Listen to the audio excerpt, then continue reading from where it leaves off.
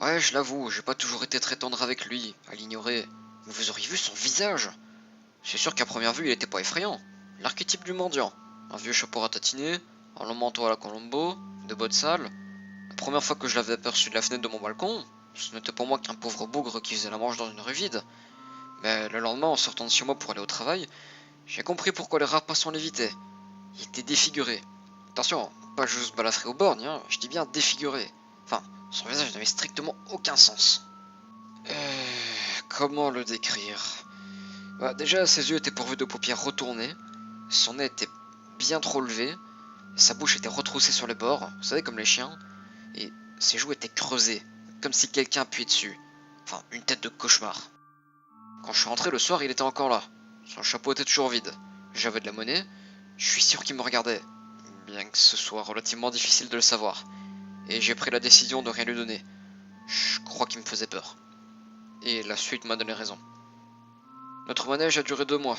Je le croisais, je lui donnais rien, tout en étant convaincu qu'il me regardait. Et lui, il restait là toute la journée. Peut-être même la nuit. Je n'osais pas regarder. Ce soir-là, le 22 mai, quelqu'un a frappé à ma porte. Mon premier réflexe a été de ne pas me déplacer, en espérant que ce foutu témoin de Jéhovah ou ce représentant d'aspirateur s'en aille. Et réveillé une dizaine de coups à la porte, je me suis décidé à ouvrir. Et je l'ai vu.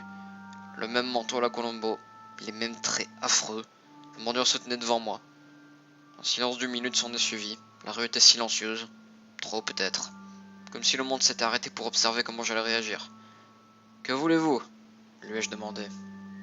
J'avais du mal à soutenir son regard. Car là, pas de doute, il me regardait. J'ai pas obtenu de réponse.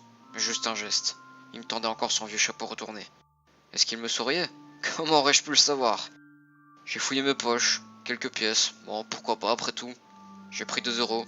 Je les ai lâchés avec négligence au fond de son chapeau rapiécé. Et j'ai éprouvé un grand soulagement à l'idée de refermer la porte. Mais quelque chose avait changé. Il était plus défiguré. Il avait un visage normal. Et je voyais bien son sourire cette fois. Je me suis regardé dans la glace. Mes paupières étaient retournées. Mon nez était comme décalé sur mon visage. Et ma bouche ressemblait davantage à un museau. Un cauchemar. Ouais, j'avais raison. C'était une tête de cauchemar. Le mendiant avait disparu.